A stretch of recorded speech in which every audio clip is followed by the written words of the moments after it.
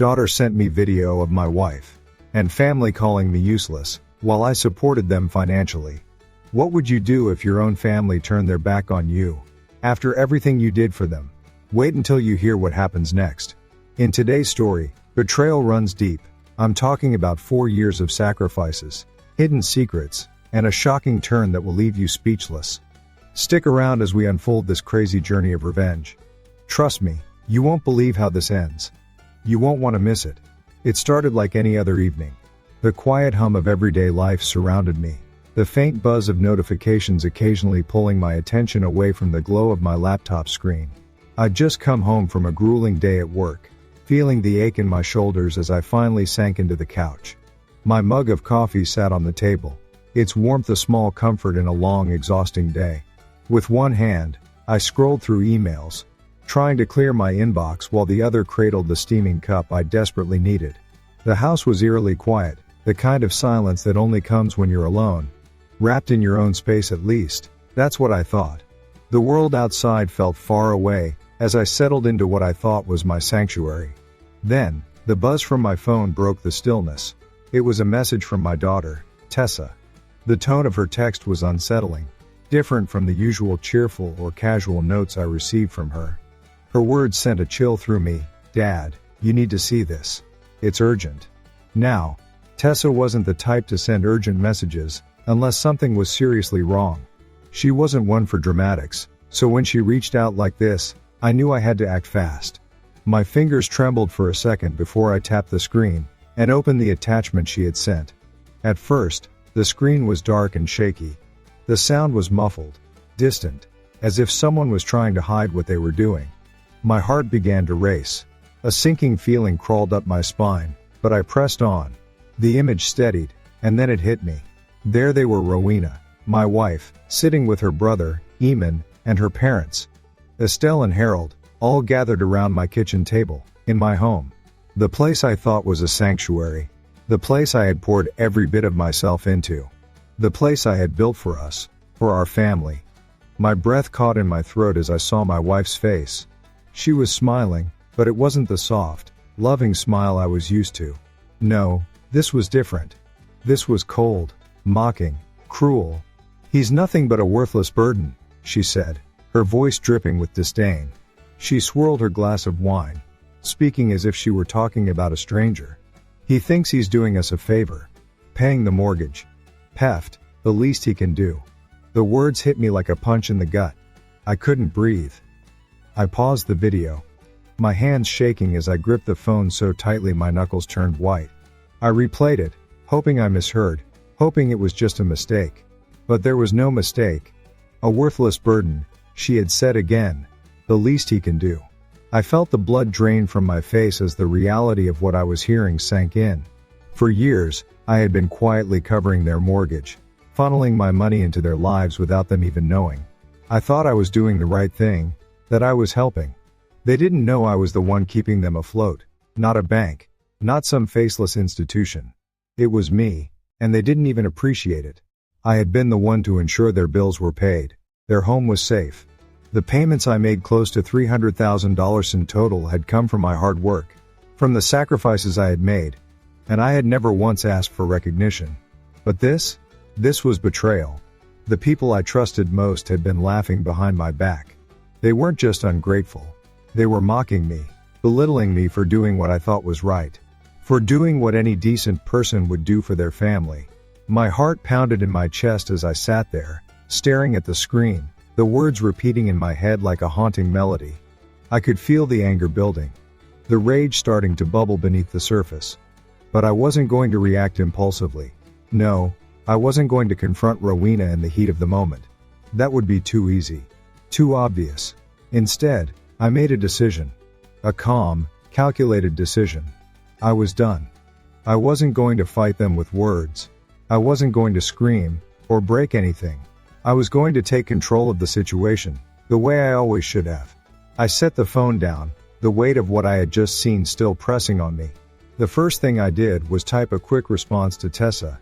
"Thank you. Don't tell anyone you sent this. But things are about to change." I paused before hitting send. There was no turning back now. This wasn't just about getting back at them, it was about taking back what was mine. I walked into my home office and sat down, staring at the numbers on my laptop screen. The dim light from my desk lamp cast long shadows in the room. I opened the financial records I had buried under layers of spreadsheets and business transactions, records of the payments I'd made. The numbers were clear.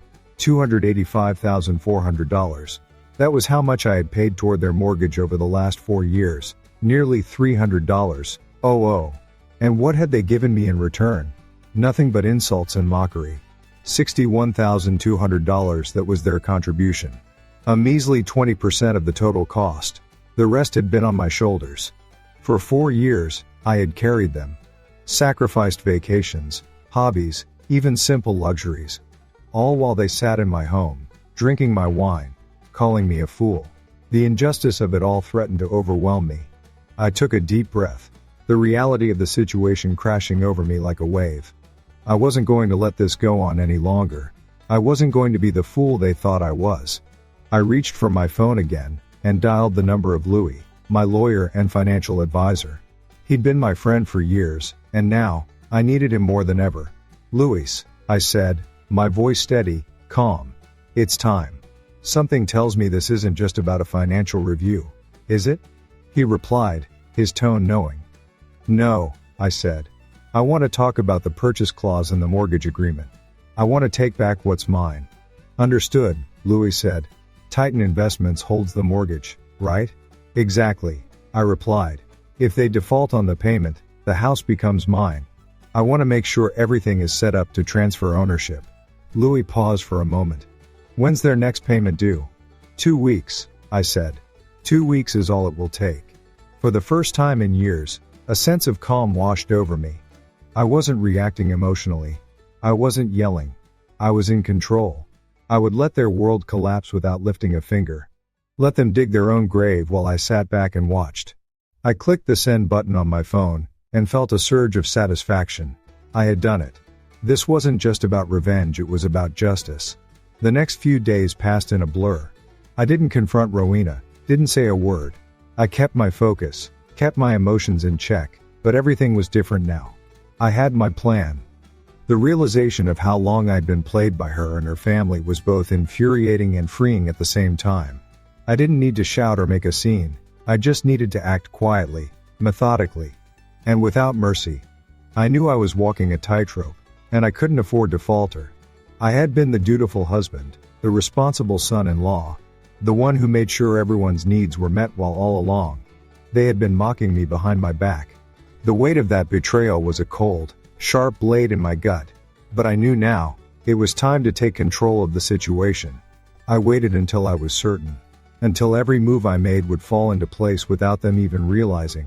Every night, after Rowena went to bed, I sat at my desk, reviewing everything, calculating every dollar, every move, every angle.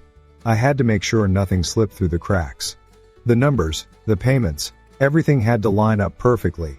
My heart would race as I stared at the figures, my fingers hovering over the keys. But I didn't allow myself to panic. I just needed to focus. One afternoon, 2 days before the deadline, Ammon called me. I could feel the tension in his voice as he started speaking, his words too careful, too rehearsed. "Hey, Warren, just wanted to check in. Rowena said you were going to help out with the mortgage again this month?" It took everything in me not to laugh. His tone wasn't even pretending to be casual anymore. He knew. Or at least, he suspected. "I'll get to it," I said, keeping my voice level. "I've been busy." There was a moment of silence on the other end, before he spoke again, his voice tight. "Just making sure. You know things are getting a little tight, right? We're all struggling. Could really use your help." I had to stop myself from grinding my teeth. Struggling? I had been their damn safety net for 4 years. And now, they were trying to make me feel guilty about it. I kept my tone even, though I was seething. "I'll think about it." "Good," Eamon said, his relief palpable. "Let me know, all right?" The phone call ended, and I didn't say another word to Rowena. But that night, while she was watching TV, I went to my office and started gathering everything I needed. I wasn't going to play their game anymore. I was going to take what was mine, and make sure they understood exactly how much they had taken for granted.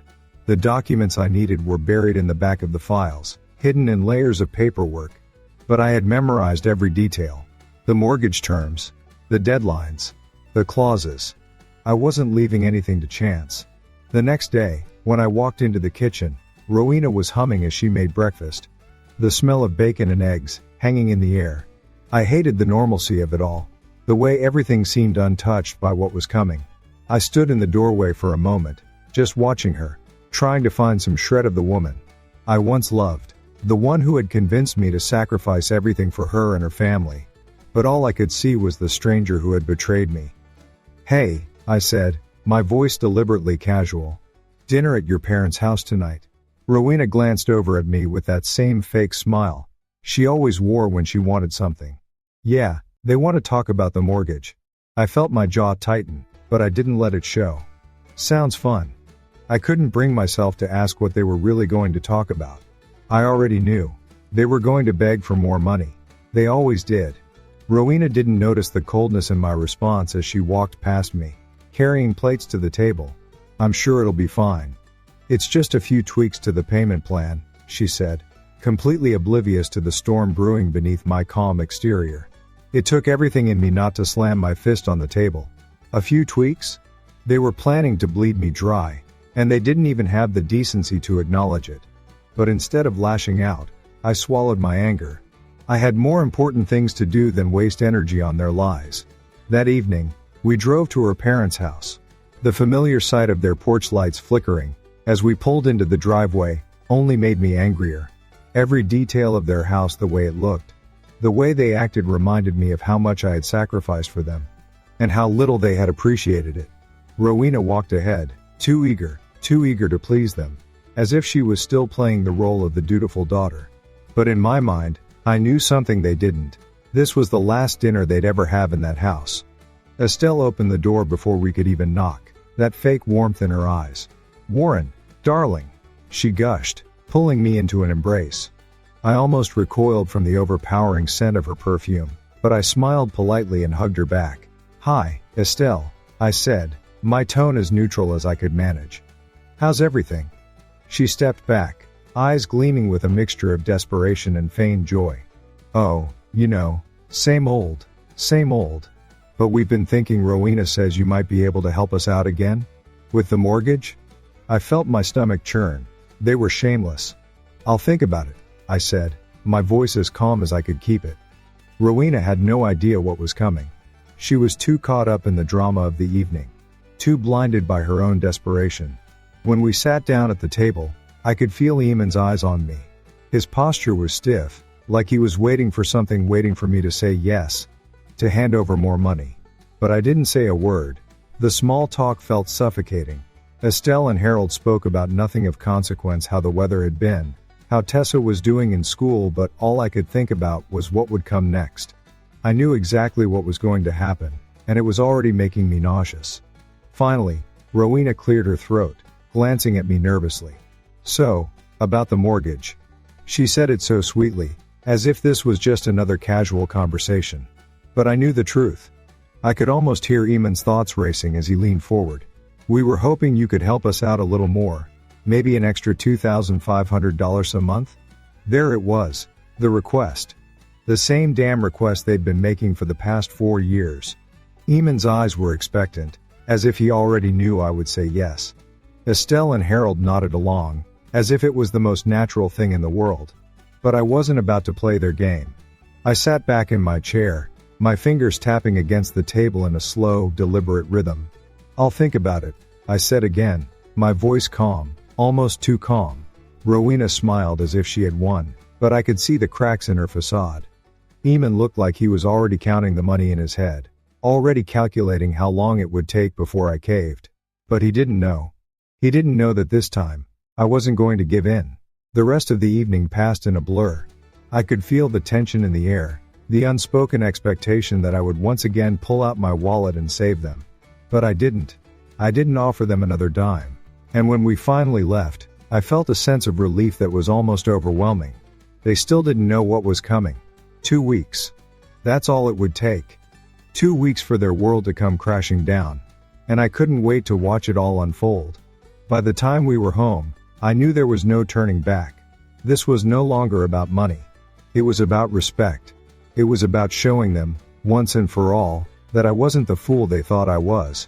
The next move was mine, and I was going to play it perfectly. Now, you're probably wondering, will he actually follow through? Will his plan succeed or will it backfire? The tension is building, and the story is about to take a major turn. What would you do in this situation? Let us know in the comments. Comment 1 if you think he'll get his revenge. Comment 2 if you think it'll all fall apart. You have 10 seconds to comment. Start nows.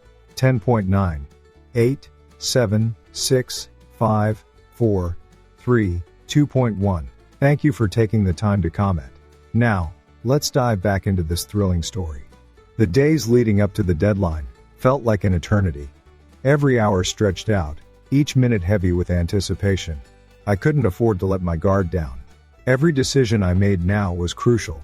I had spent the last few years buried in the grind, paying off debts that weren't even mine, thinking I was doing the right thing, that I was helping my family. But now, all of it, every sacrifice, every late night spent working instead of with my own family was coming to a head. I had to make sure everything was in place before I pulled the trigger. It wasn't just about the money anymore, it was about showing them who was really in control, who was the one holding the cards. I woke up early that morning. The kind of dawn where the house was still silent, too early for anything to feel real. But I was wide awake. I had spent the past few days preparing for this moment, putting every plan into motion. My fingers hovered over the keyboard, going through the files again, double-checking every detail. The documents I'd hidden away in a secure folder on my laptop were more than just records, they were weapons. They held everything I needed to take back control. I had to make sure nothing went wrong. If one thing slipped through the cracks, if I didn't cover every angle, I knew everything would come crashing down. I leaned back in my chair, letting the silence fill the room as I thought about Rowena and her family. How had they been so blind to what they had been doing to me? How could they look me in the eyes and ask for more, when I had already given them so much? The anger was still there, simmering beneath the surface, but it was different now. It wasn't the blind rage I had felt when I first heard those cruel words in the video. It wasn't about hurting them anymore, it was about making them understand. They had taken so much from me, and I was finally going to take something back. The clock ticked on, every second marking the passage of time. I checked my phone for the 100th time, looking at the message from Louis, my lawyer, confirming the details for the final move. Everything was set. The date for the default notice was already in motion, but I had one more thing to do before the deadline hit. I stood up and walked over to my desk, where the framed wedding photo of Rowena and me sat. It was a simple photo, just the two of us, smiling as we stood together, promising each other a future that now felt like a lie. I stared at it for a moment, trying to remember what it felt like to believe in her, to trust her. But the feeling was fading fast. The person I had married no longer existed, not in the way I remembered her. The woman I thought I knew had been replaced by someone who was willing to sacrifice everything, including me, for the sake of her family's comfort. I turned the photo around and placed it face down. It was a small act of defiance, a symbol of how far I had come from the man I used to be, the man who would have done anything to keep my family safe. But that man was gone now. The man who was sitting here, looking at the cold reality of what had been done to him, was someone new, someone stronger, someone who was ready to take back what was his. I took a deep breath and looked over the financial records one last time. I had already made the decision to stop paying the mortgage. I had already filed the paperwork with Louis to make sure everything was in place for the default notice. But there was something about this moment, about pulling away the rug from under their feet, that made the reality of it hit me all over again. This wasn't just about money, it was about taking back control, about reclaiming my life. My fingers hovered over the keys as I prepared the final message. This wasn't a text to Rowena, this was a message to her entire family, to everyone who had treated me like a pawn in their game. I wasn't going to back down. I wasn't going to let them make me feel guilty for taking care of my own family, for keeping them afloat. It was time for them to see what it meant to truly depend on someone else. As I hit send, I felt a surge of satisfaction. The plan was in motion. In just 2 weeks, their world would crumble, and I would be the one standing tall, the one who had been left behind. discarded like a piece of trash. But no more, 2 weeks, that's all it would take. I could feel the anticipation building. The quiet confidence that I was finally in control. Louise was working behind the scenes, getting everything ready. The notice would be served to them. And from that moment on, it would be out of my hands. They would have 30 days to figure it out. But by then, it would be too late. That night, after dinner, I walked out to the front porch and looked at the house. I hadn't really seen it for what it was until now. It was just a building, a collection of walls and windows. But it had been a symbol to me of everything I had worked for, everything I had sacrificed. And now, it was just a reminder of everything I had lost. Rowena was inside, in her own world, still oblivious to what was coming. She didn't know yet that I had already decided her fate. She didn't know that I had already started to take back what was mine. I could feel the weight of the moment pressing down on me. I had spent years living in their shadow, doing everything I could to please them, to be the man they wanted me to be. But now, as I stood there in the quiet of the evening, I realized how much of myself I had lost in the process. And I wasn't going to let that continue. The next morning, I checked my phone, and there it was, the confirmation that the default notice had been sent. The ball was rolling, and there was no stopping it now. I didn't know what Rowena and her family would do when they found out. I didn't know if they would beg for forgiveness, or lash out in anger. But it didn't matter. What mattered was that I had finally taken control of my life. I couldn't help but smile to myself. This was the beginning of the end for them. And the beginning of something new for me. I had already made my peace with the decision. The fallout didn't matter. I had made my choice, and now, it was time for them to learn what it really meant to owe someone everything. They had thought they could get away with it, that they could manipulate me for as long as they wanted. But they had underestimated me. I was no longer the fool they thought I was. And now, they were going to see just how wrong they were. The days that followed felt like an endless game of waiting. I kept my focus sharp, my resolve harder than steel, knowing that each move I made was leading me closer to the moment I had been planning for. 2 weeks. That was all I needed. Every day, I woke up with a sense of calm determination, but inside, a storm was brewing. I had made up my mind. I wasn't just going to watch them beg for money again. No, this time, I was going to make them understand what it felt like to have everything slip through their fingers. The next few days went by without incident. Rowena and her family continued with their usual routines, acting as if nothing was amiss. I could see it in Rowena's eyes, though she was starting to notice the subtle shift in me. The way I didn't react when she asked about the mortgage. The way I no longer jumped to do everything for her family.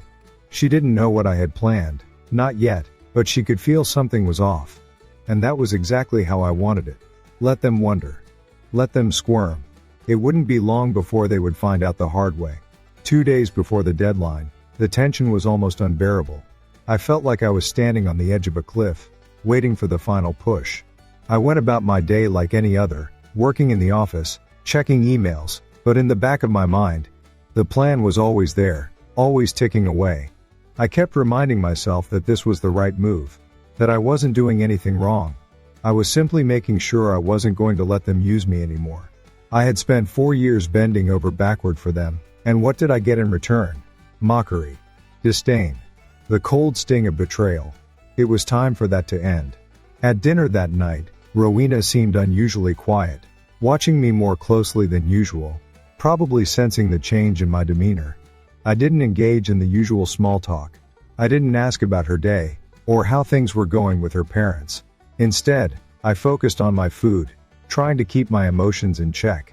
I knew if I let any of it slip, any hint of what was coming, the whole plan could come crashing down before it even began. She cleared her throat after a few moments of uncomfortable silence. So, I spoke to Eamon and my parents today. They're still struggling with the mortgage. They've been asking about you. I didn't look up from my plate. I'll think about it, I said flatly. The words had come so easily by now, they barely felt like mine. But I needed to keep up the facade. I needed to keep them believing I was still their fool. Rowena shifted uncomfortably in her seat, but she didn't press the issue. Instead, she just stared at me, as if trying to read me. I could feel the weight of her gaze, but I kept my face neutral. I couldn't afford to give her any clues. She didn't deserve to know what was coming. The next morning, after Rowena had left for work, I took a deep breath and opened the laptop on my desk. The final pieces of the plan were falling into place. Luis had sent me the final confirmation, the legal documents that would make everything official. The default notice was ready to go.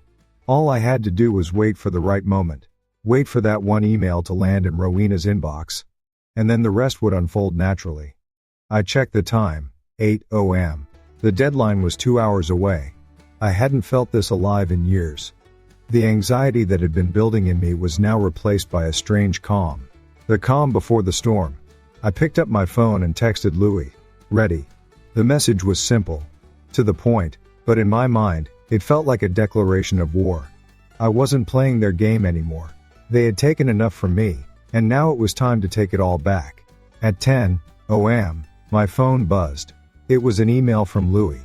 The subject line was short and to the point. Default notice issued. I opened it and scanned through the contents. There it was, in black and white. Rowena's family was officially in default. The house was no longer theirs. It was mine. I took a deep breath, staring at the screen. This was it. The moment I had been building up to. I clicked send on the final email, forwarding the notice to Rowena and her family. It was done. They would have 30 days to get their affairs in order before eviction proceedings began. But in the back of my mind, I knew this wasn't just about a house or money. It was about them learning what it meant to treat me like a burden, to finally understand the consequences of their greed and manipulation. The phone rang an hour later. It was Rowena. My stomach tightened, and for the briefest moment, I considered ignoring it. Let her sweat, let her wonder. But no, I couldn't resist. I answered the phone, keeping my voice as steady as I could manage. Hey, I said, trying to sound as casual as possible. Steve, there's something wrong with the mortgage. Rowena's voice was shaking, frantic. I just checked the account, and the payment didn't go through. I don't understand. I allowed a slight pause to hang in the air, savoring the moment. That's strange, I said, feigning confusion.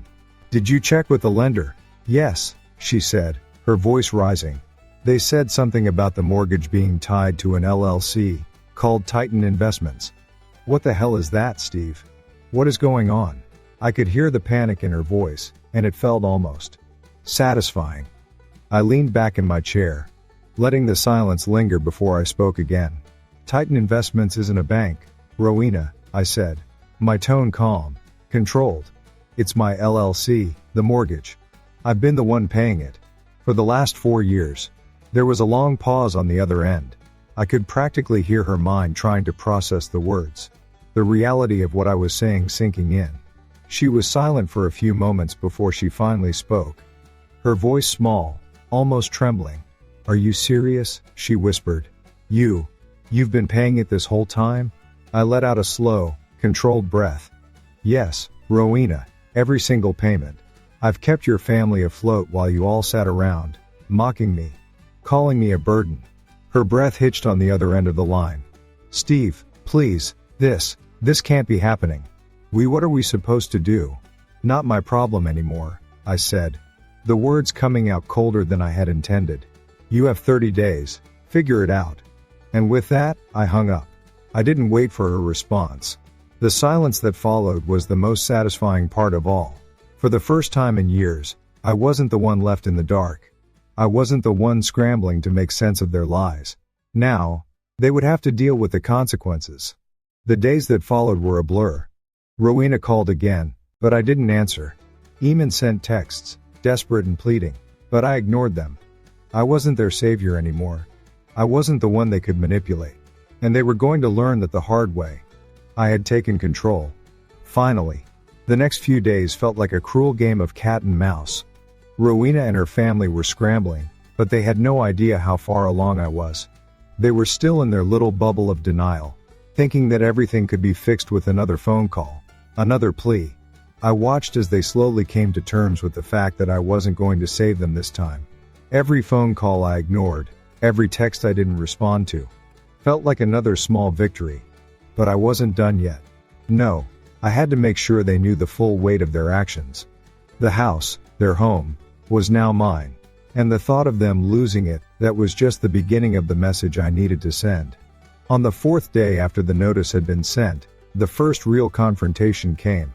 Eamon, always the one to think he could bully his way through things, called. I almost laughed at the sight of his name flashing on the screen. He hadn't been able to reach me for days, but I knew this call would be different. The anger in his voice was palpable even before I answered. Steve, what the hell is going on? He demanded, the words clipped and sharp. We got the notice from Titan Investments. You can't just do this. I didn't flinch. Instead, I leaned back in my chair, letting his rage simmer on the other end. You were right. I can do this. I said it calmly, almost as if I were discussing a trivial matter, like the weather. But I knew that on the other end of the line, Eamon's blood was boiling. He wasn't used to being in this position, to being the one who was vulnerable, the one who couldn't fix things with a few words. You didn't think I'd actually go through with it, did you? I continued, watching the clock tick slowly. But you should have known better. You should have known I wasn't your fool anymore. There was a silence on the other end, and I could almost hear Eamon's mind racing. The realization was hitting him, slowly, painfully. You think this is a joke? He finally spat, his voice low, dangerous. You think you can just take everything from us and walk away like nothing happened? I felt a smile tug at the corner of my lips, but I didn't let it show. It's not a joke, Eamon. You've had your fun. But now, it's my turn. You wanted me to be your safety net, to keep paying, to keep bailing you out every time you screwed up. But you're on your own now. I'm not the one who's going to keep this sinking ship afloat anymore. The sound of him cursing under his breath was almost satisfying. But I couldn't let up now. You've got 30 days, I said, my voice steady, unwavering. Figure it out. I'm not here to save you. I hung up before he could respond, knowing that this would be the first of many desperate attempts from him and Rowena to get me to change my mind. I wasn't going to make it easy for them. If they wanted to beg for mercy, they could do it without me. The tables had finally turned. Rowena's first attempt to contact me came hours later. Her voice was shaky when she left a message, and there was a noticeable crack in her tone when she asked me to call her back. But I didn't call. I didn't answer. I didn't owe her an explanation. I didn't owe any of them anything.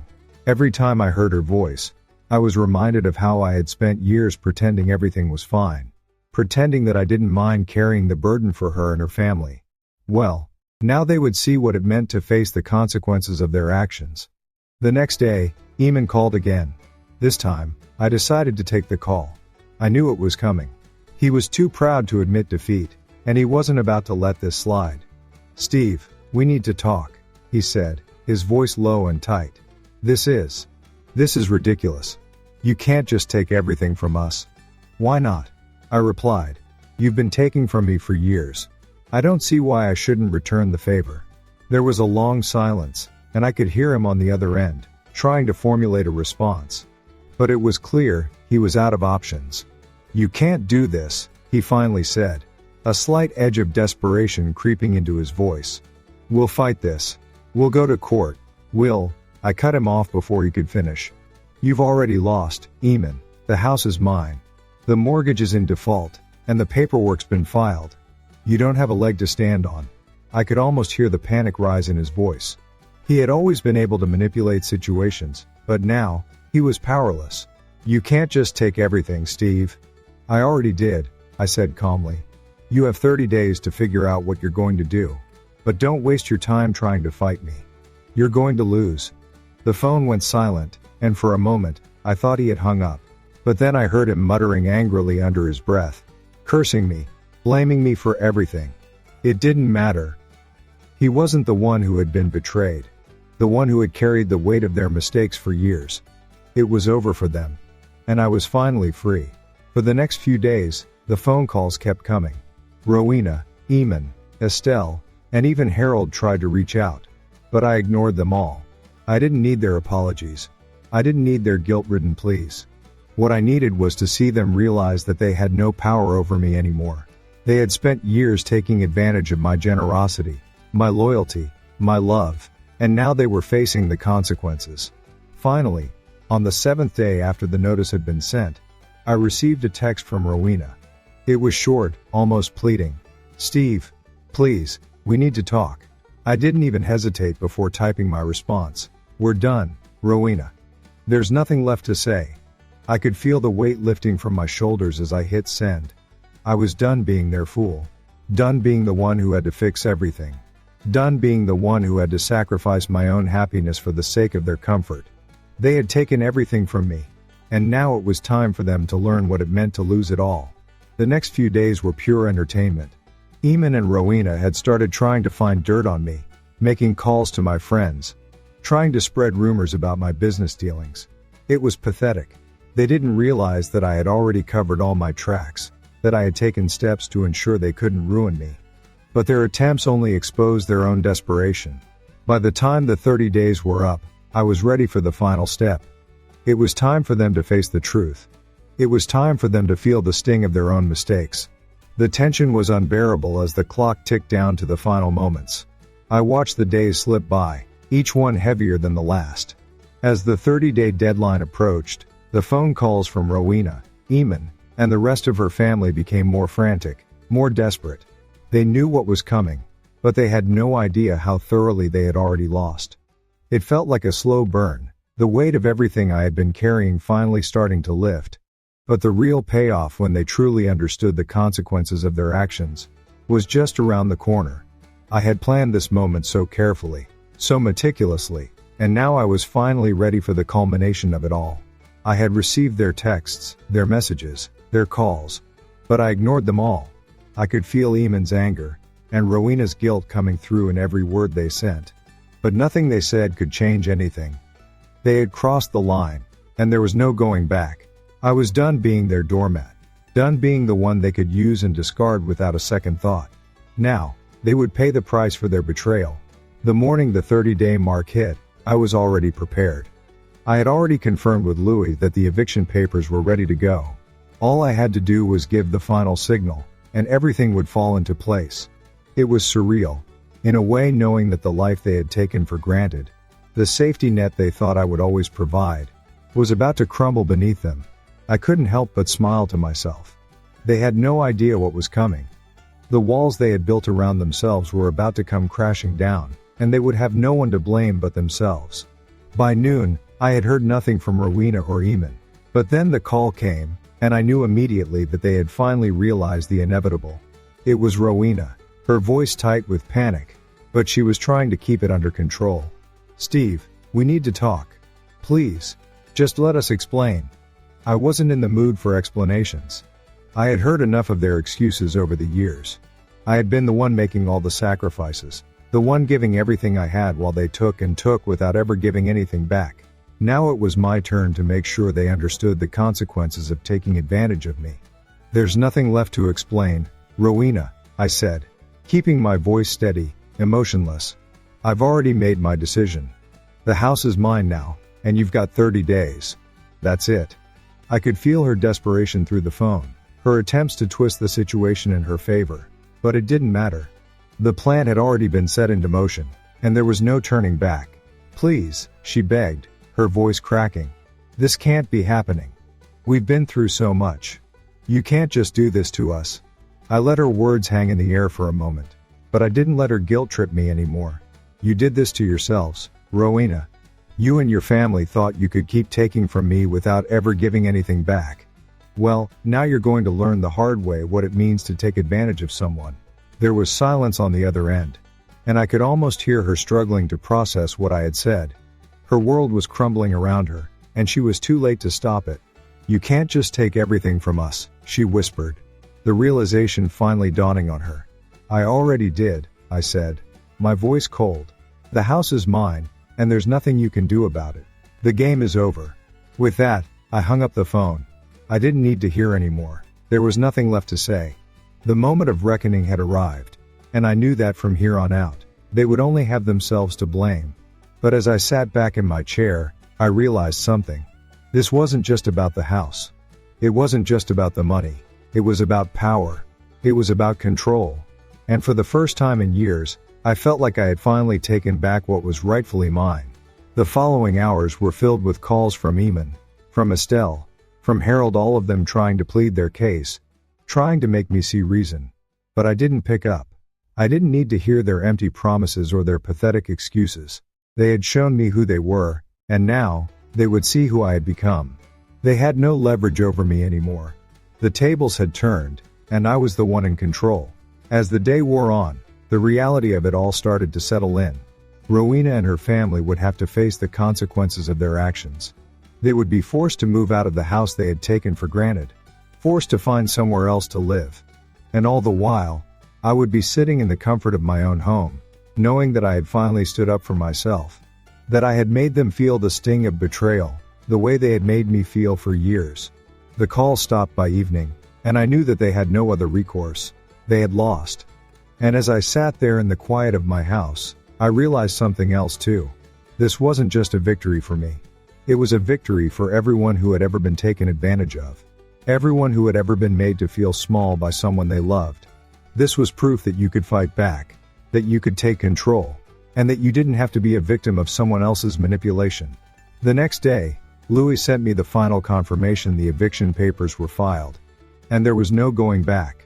Rowena and her family were out of time. In less than a month, they would have no home, no safety net. They had thought they could use me, manipulate me, but now they would see the true cost of their actions. The house was mine, and it felt damn good. The following days felt like a long, drawn-out battle between what was happening and what was still to come. I could feel the tension building in the air as the clock ticked down to the final moments. The 30-day deadline was approaching, and with it, the inevitable confrontation. Rowena and her family had not given up, not by a long shot. Their calls, their desperate pleas, continued to flood in. But each time I ignored their messages, it felt like a small victory. They didn't know it yet, but they were already powerless. They had nothing left to hold over me.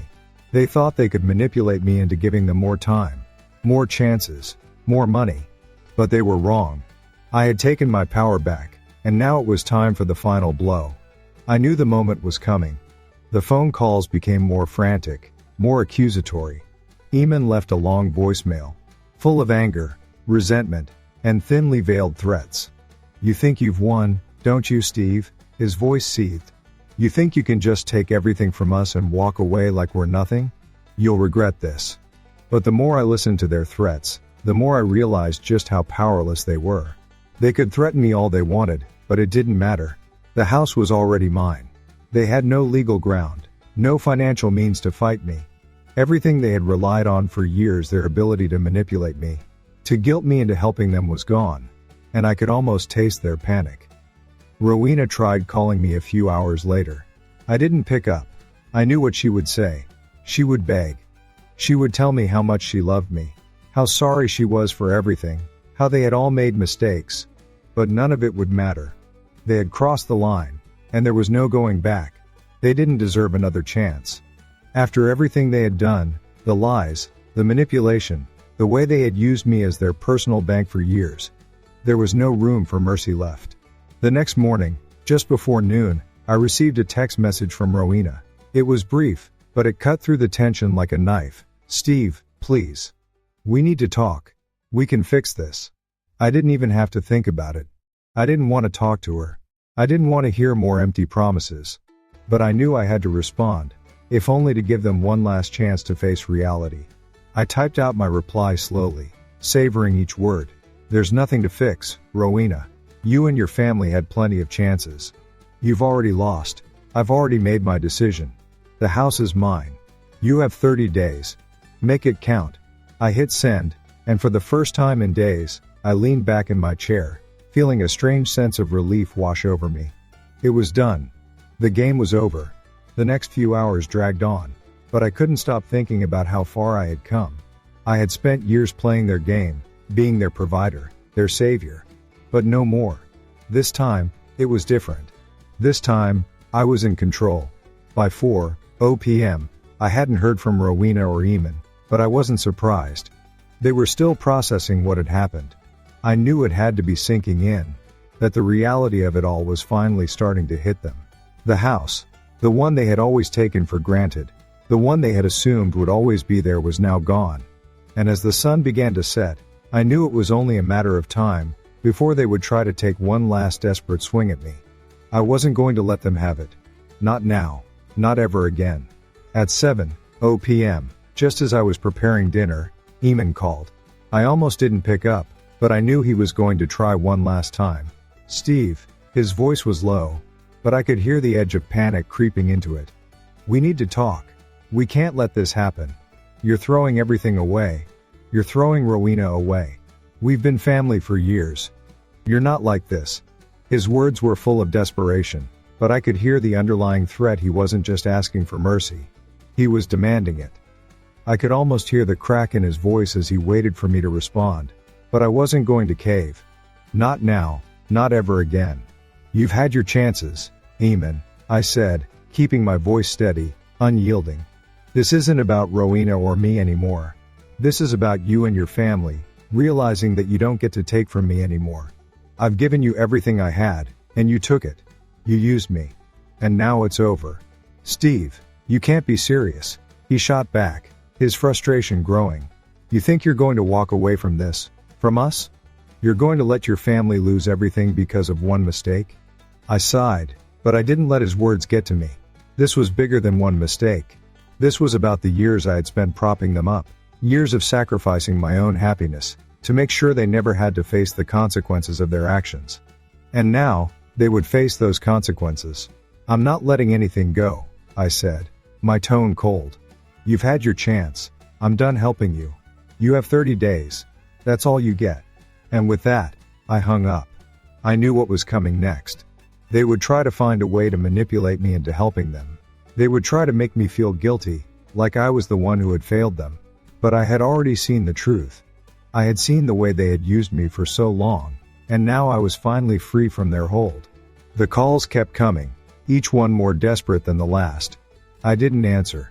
I didn't need to. Every time I saw their names on the screen, I knew they were running out of options, running out of time. And with every ignored call, with every unanswered message, I could feel the weight of their world crumbling. It was almost poetic. After all they had taken from me, they were finally going to learn what it felt like to lose everything.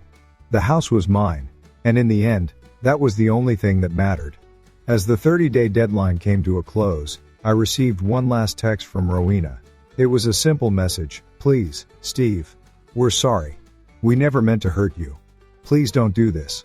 I read it, and for a moment, I considered responding. But then I remembered everything they had done to me, all the years of lies and manipulation. There was nothing left to say. I had won. And in the quiet of my house, I realized that for the first time in years, I was finally free. As the 30-day deadline finally drew to a close, I couldn't shake the feeling that the storm was about to hit. And all I could do was wait for it to unfold. The phone calls, the texts, they kept coming, each more desperate than the last. But I didn't give in. I wasn't interested in their apologies, their half-hearted promises, or their threats. They had already shown me who they were, and now, it was time to make them pay for it. I had known from the beginning that there would be no easy way out for them, but it felt surreal, in a way, that the end was finally here. The days were dragging on, and with each passing hour, the inevitable confrontation seemed closer and closer. I had prepared myself mentally for this, knowing that once the eviction notice was enforced, there would be no turning back for Rowena and her family. The house was mine. But that wasn't the endgame. No. The real victory lay in them finally understanding that they could no longer manipulate me. They could no longer take me for granted, and that realization was something I wanted to see firsthand. The phone rang again in the early afternoon. I looked at the caller ID, knowing it was going to be Eamon. He was the only one left who hadn't fully processed the situation. He'd been calling for days, trying to reach me, but I had ignored him each time. This time, though, I couldn't resist. I let it ring for a moment, and then I picked up. Steve, Eamon said, his voice low but filled with barely contained anger. You've really done it now, haven't you? You think you've won? You think you can just take everything from us and walk away? I stayed silent for a moment, letting his words hang in the air. The anger was palpable, and it was clear he was trying to rattle me. But I wasn't rattled anymore. He had no power over me. He had no leverage. I was calm, collected, and in control of the situation. I haven't taken anything that wasn't mine to begin with, I finally said, my voice steady and controlled. You and your family had plenty of chances to be grateful, to do the right thing. But instead, you chose to mock me, to treat me like a fool. Well, Now you'll see what happens when you take someone for granted. I could hear the frustration building in his voice. You can't do this, he insisted, but it wasn't as strong as before. The desperation was creeping in. You think you're just going to take everything from us and walk away? Rowena is losing it. She can't handle this, Steve. Please, I interrupted him, my tone colder now, cutting through the pleas. You should have thought about that before you and your family decided I was just a bank. Before you laughed at me behind my back. You've had your chance, Eamon. You've had years to be decent, to be grateful for what I did for you. But you never saw me as anything other than a resource to be used. Well, I'm not that anymore. There was a long pause on the other end. The silence stretched out, and I could feel the weight of the moment pressing on both of us. I wasn't the same person I had been when this all started. I had changed. The man who had spent years sacrificing everything for them was gone. In his place was someone who knew exactly how to take control, how to make them face the reality of their actions. Steve, please, Eamon's voice cracked, sounding smaller now. This isn't who you are. You can't just destroy everything over a mistake. We're family. Rowena and I? Family? I snapped, finally letting my frustration slip through. You don't get to play the family card anymore, Eamon. Not after everything you've done. You think I'm just supposed to forget how you've treated me? How Rowena, your own sister, has been manipulating me for years. You've all taken advantage of me for far too long, and now you want me to just let it go? His silence was all the confirmation I needed. I could almost hear him scrambling for something to say, but there was nothing left. The walls were closing in on him. On them. You have 30 days, I said, my voice final. Figure it out. I'm done with this. I ended the call, and for a moment, I sat there in the silence, letting it sink in. There was no turning back. Eamon would likely try to find some way to make this a legal battle, to drag this out. But it wouldn't matter. The house was mine. The property was under my name, and nothing they did would change that. I had played this game with them for years, always one step behind, always cleaning up their messes. Now, I was in control, and they were going to feel the full weight of their actions. As the evening wore on, I felt the tension start to build again. The inevitable was approaching, and I knew it was only a matter of time before they tried to make one last desperate play. The last thing I expected was for Rowena to come to the house. I had been ignoring her calls, knowing that she would eventually show up in person. But I didn't expect it to happen so soon. The doorbell rang just after sunset. And I knew who it was before I even opened the door. Rowena stood there, her eyes red from crying, her face drawn and pale. I could see the desperation in her eyes, the way she was holding herself together with nothing but thin threads of hope. But there was no hope left for her. There was no going back now. She looked at me, her voice shaking. Steve, I can't lose everything. Please, we can fix this. I didn't know. I didn't know you were doing everything. I didn't mean to hurt you. I crossed my arms, my stance firm. You knew, Rowena. You all knew. But you chose to ignore it. You chose to use me, to pretend I was just some endless source of money. You didn't care about me. Not really, you only cared about what I could do for you. She opened her mouth to argue, but I held up a hand to stop her. It's too late for apologies. You had your chance, but you didn't take it. And now you'll have to live with the consequences. The house is mine. The game is over. Her eyes welled up with tears, but I didn't flinch. I had no sympathy left. The woman who had promised to stand by me had betrayed me, and now it was time for her to face the consequences of her actions. She stood there for a long moment, her shoulders shaking, her eyes searching mine for some sign of mercy, but I didn't give her one. Finally, she turned and walked away. There was no more pleading, no more bargaining. The reality was clear, and she knew it. It was over. I watched her go, the weight of the moment settling over me. I had taken control. And for the first time in years, I felt free. The days that followed Rowena's last visit were strangely quiet. It was almost as if the calm before the storm had settled in, but in reality, it was a calm that marked the beginning of something much larger. I didn't feel any rush to change anything. I didn't feel the need to defend my actions, to explain myself to anyone. For years, I had allowed Rowena and her family to dictate the terms of our relationship, the terms of my life. But now, I was the one in control. I was the one who made the rules. And as the silence hung in the air, I realized that I was finally free. But that freedom, that sense of power, came with a bittersweet realization. Our house was now mine. But it wasn't just a house. It was a symbol of everything I had sacrificed, everything I had given up to keep them afloat. And now, as I stood in the living room, looking at the walls, I couldn't help but feel a strange emptiness. It wasn't that I regretted my decision, not at all. I had done what needed to be done. But the price of freedom, of taking back control, had been steep. Rowena's betrayal had hurt more than I had ever expected. And the pain lingered, even after I had taken the reins. I spent the next few days in a haze of reflection, just waiting for the inevitable fallout. Eamon had finally stopped calling, and Rowena had disappeared into her own world, probably trying to come to terms with what had happened. She would likely spend the next few weeks trying to figure out a way to fix everything, trying to convince herself that I would eventually cave and help her out. But I wasn't going to play that game anymore. I wasn't going to be the one who always cleaned up her messes, who always picked up the pieces when things went wrong. The first indication that things were starting to crumble came when I received an email from Rowena. The subject line simply read, "Please, let's talk." I had expected this.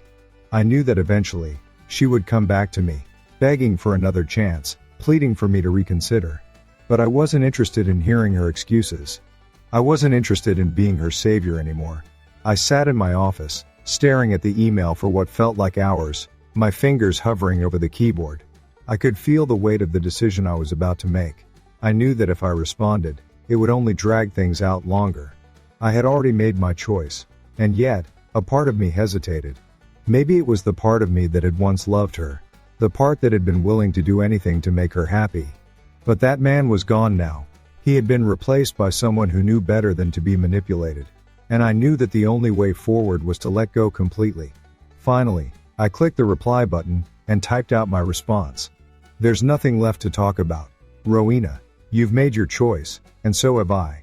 The house is mine. You and your family had your chances. But you threw them away. Now you'll have to live with the consequences." I paused for a moment before hitting send. The words felt final, and as I read them back, I realized that this was the last time I would ever communicate with her about anything. This chapter of my life was closed. The next morning, as I was getting ready for work, I heard the doorbell ring. I wasn't surprised to find Eamon standing on the other side. His face was flushed with anger, his fists clenched at his sides. I could see the rage in his eyes, the frustration building. He wasn't just angry at me, he was angry at the situation he found himself in. He was angry because he had lost control. "You think you've won, don't you?" Eamon spat, his voice full of venom. "You think you can just take everything from us, and walk away without facing any consequences?" I stood there, looking at him for a moment, letting his words sink in. But I didn't flinch. I didn't react. "It's not about winning or losing, Eamon," I said calmly, my voice steady. "It's about doing what's right for me. For once, I'm not going to let you or anyone else control me. I'm done playing your game." His eyes widened with disbelief. "You can't be serious," he said, his voice almost pleading. "We're family, Steve. We've been through everything together. You can't just walk away like this." But I could see it now. The desperation in his eyes. The realization that I was no longer the person he had counted on. He had spent years using me, manipulating me, and now, he was faced with the harsh truth that I wasn't going to help him anymore.